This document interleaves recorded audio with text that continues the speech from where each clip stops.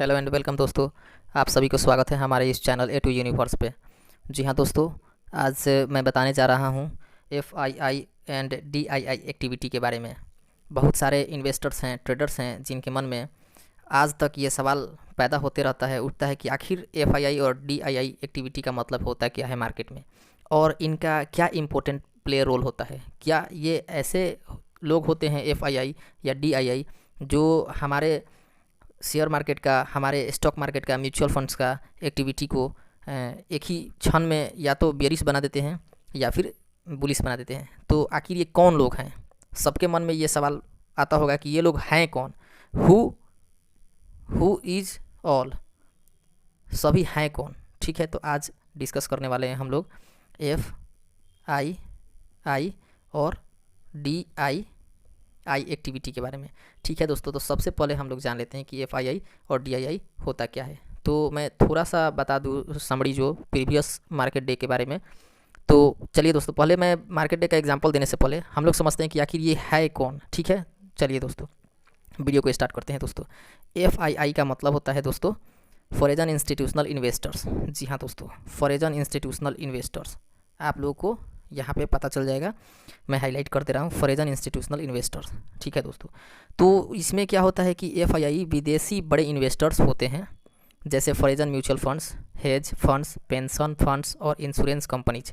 हाँ दोस्तों, ये जो हैं ये क्या करते हैं, ये लोग जो हैं ये इंडियन मार्केट के स्टॉक, जो इंडियन के स्टॉक मार्केट है, जो इंडिया के स्टॉक मार्केट है, तो उसमें ये लोग क्या करते हैं, मार्केट में इन्वेस्ट करते हैं प्रॉफिट और डाइवर्सिफिकेशन के लिए। ठीक है, इन लोगों का ये प्ले रोल होता है कि प्रॉफिट और डाइवर्सिफिकेशन के लिए ये इंडियन मार्केट में इन्वेस्ट करते हैं। ये फॉरेन इंस्टीट्यूशन है जो विदेशी जो होते हैं अदर कंट्री के। और अगर उन्हें लगता है कि इंडिया का मार्केट स्ट्रॉन्ग है, तो ये लोग क्या करते हैं कि यहाँ पे बाय करते हैं। सही है, ये फॉरेन है। ठीक है, और अगर इन लोगों को लगता है कि मार्केट गिरने वाला है या फिर इंडिया के मार्केट में कुछ निगेटिव पॉइंट्स है, तो ये लोग सेल करते हैं। और ये जो है FII जो फॉरेन इंस्टीट्यूशनल्स इन्वेस्टर्स, तो ये लोग क्या करते हैं, ये लोग बल्क क्वांटिटी में ये लोग बाय और सेल करते हैं।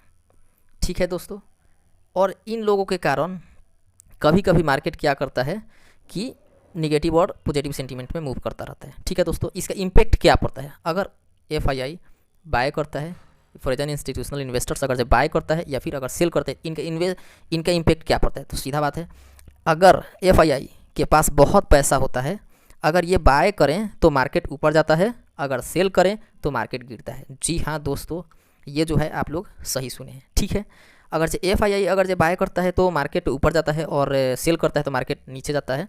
तो DII का क्या रोल है? सही है दोस्तों, ये भी क्वेश्चन से बहुत सारे इन्वेस्टर्स के मन में आता है कि आखिर ये है क्या। लेकिन हाँ दोस्तों, इस वीडियो को देखने के बाद आप लोग का ये FII और DII का पूरा कंसेप्ट क्लियर होने वाला है आज इस वीडियो में। ठीक है, तो चलिए दोस्तों, तो FII तो जान गए, तो DII का क्या इंपॉर्टेंट रोल है। ठीक है, तो इन लोगों का रोल ये होता है कि जो DII होते हैं वो देश के बड़े इन्वेस्टर्स होते हैं, जैसे India mutual funds, insurance companies और बैंक्स। ये लोग क्या करते हैं कि इंडियन पब्लिक के सेविंग्स और SIP से इन्वेस्ट करते हैं, जहाँ पे ये लोग DII लॉन्ग टर्म इन्वेस्टर्स होते हैं। ठीक है, यहाँ पे तो साफ क्लियर हो गया कि ये लोग इंडिया के इन्वेस्टर्स होते हैं जो Indian mutual funds, insurance companies और बैंक्स में इन्वेस्ट करते हैं, और ये लोग इंडियन पब्लिक के सेविंग्स SIP इन्वेस्ट करते हैं जो DII के लॉन्ग टर्म इन्वेस्टर्स होते हैं। जबकि FII सेल करते हैं तो DII अक्सर मार्केट को सपोर्ट देते हैं, वहाँ पे बाय करते हैं। ठीक है, ये क्लियर हो गया। ठीक है, तो इसका इम्पेक्ट क्या पड़ता है? तो इसका इम्पेक्ट पड़ता है दोस्तों कि जब DII मार्केट में स्टेबिलिटी लाते हैं और पैनिक में सेल नहीं करते हैं तो मार्केट स्टेबल रहता है। ठीक है, तो चलिए दोस्तों एक कॉमन छोटा सा एग्जांपल लेते हैं। फॉर एग्जांपल दोस्तों, अगर यहाँ पे एग्जांपल है, अगर एक दिन FII 2000 करोड़ का शेयर्स बेच देते हैं तो मार्केट गिरता है। अगर उसी दिन DII 1500 करोड़ के शेयर्स खरीद लेते हैं तो मार्केट थोड़ा संभल जाता है।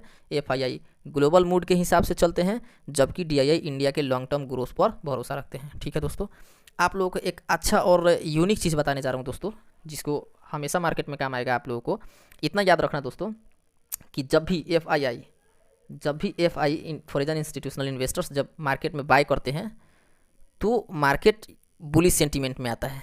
ठीक है, और जब भी ये लोग सेल करते हैं जब भी सेल करते हैं तो मार्केट का सेंटीमेंट निगेटिव में आता है। ये क्लियर है कंसेप्ट आप लोगों को? ठीक है।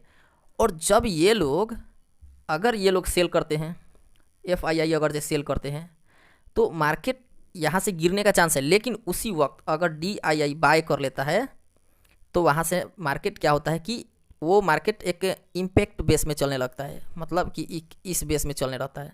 ठीक है। दूसरी चीज़ कि यहाँ पे क्या होता है दोस्तों कि ये जो DII है, डोमेस्टिक इन्वेस्टर्स जो हैं, ये इंडिया के लॉन्ग टर्म ग्रोथ पे भरोसा करते हैं। ठीक है। जैसे DII लॉन्ग टर्म भरोसा करते हैं, जिसके कारण मार्केट स्टेबल रहता है इंडिया में। ठीक है। तो आज से दोस्तों ये तो कंसेप्ट क्लियर हो गया कि फॉरेन इंस्टीट्यूशन जो हैं इन्वेस्टर्स, ये लोग जब बाय करेंगे तो मार्केट अपसाइड जाएगा, सेल करेंगे तो मार्केट डाउन साइड जाएगा।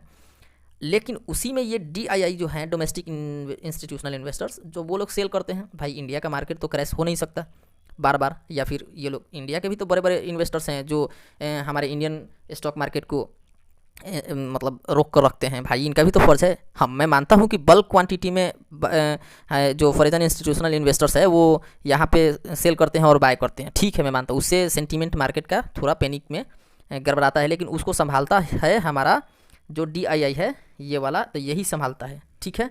लाख वो FII सेल करे चाहे ना करे, लेकिन इसका इम्पेक्ट पड़ता है दोस्तों स्टॉक्स पे, स्पेशल स्टॉक्स और निफ्टी 50 या फिर सेंसेक्स वगैरह हो गया, सबका सब पे पड़ता है दोस्तों। स्टॉक्स पे अगर जो लोग स्टॉक पे इंट्राडे करते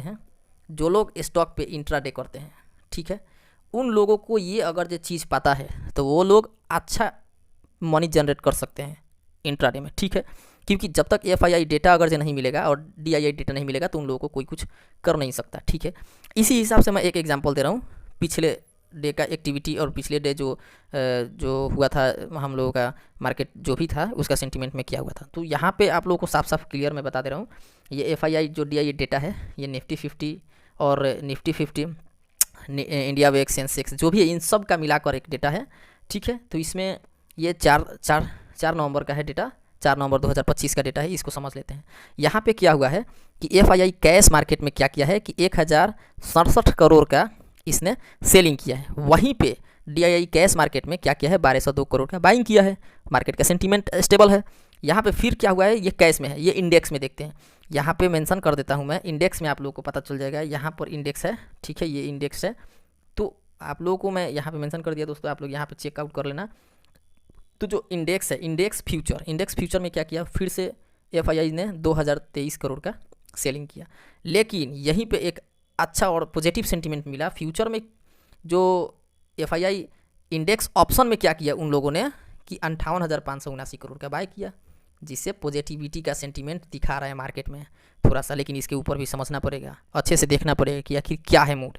ठीक है। और FII स्टॉक फ्यूचर की भी देख लेते हैं। हाँ दोस्तों, FII स्टॉक फ्यूचर का देख लेते हैं। तो यहाँ पे क्या है कि बड़ी निगेटिव सेंटीमेंट यहाँ पे शो हो रहा है। 4,671 करोड़ का सेलिंग किए हैं जो फॉरेन इंस्टीट्यूशन इन्वेस्टर हैं, 4,671 करोड़ का सेलिंग किए हैं। जी हाँ दोस्तों। और FII स्टॉक ऑप्शंस में ये लोग क्या किए हैं कि 857.13 यानी कि 857 करोड़ का ये लोग बाइंग किए हैं, 857 करोड़ का ये लोग बाय किए हैं। तो इसी से मार्केट का फुल और होल सेंटीमेंट पता चलता है कि हमें अगले दिन मार्केट का क्या भाव रहेगा और क्या सेंटीमेंट रहेगा, मार्केट पॉजिटिव में ग्रो करेगा या निगेटिव में ग्रो करेगा। ठीक है। तो दोस्तों FII और DII का जो भी क्वेश्चंस था, क्वेरीज था, सभी दोस्तों के मन में आज से ये सब जो है क्वेश्चंस क्लियर हो गया। और इसी के बेस पे मैं नेक्स्ट वीडियो, इसका पार्ट 2 वीडियो लाऊंगा। तो पार्ट 2 में मैं बताऊंगा कि आखिर FII DII एक्टिविटी को समझकर और उसका एक दिन पहले का डेटा निकाल कर अगले दिन मुझे किस स्टॉक्स में कितने FII और DII ने बाय सेल किया है, उसके अनुसार हम लोग ट्रेड प्लान कर सकते हैं और एक अच्छा पैसा जनरेट कर सकते हैं इंट्राडे में। ठीक है दोस्तों, एक गुड मनी जनरेट कर सकते हैं हम लोग इंट्राडे में। तो चलिए दोस्तों, यहीं पे वीडियो को स्टॉप करते हैं। ठीक है दोस्तों। और आप लोगों को मैं बता दिया FII और DII का डेटा आप लोगों को आज से क्लियर हो गया।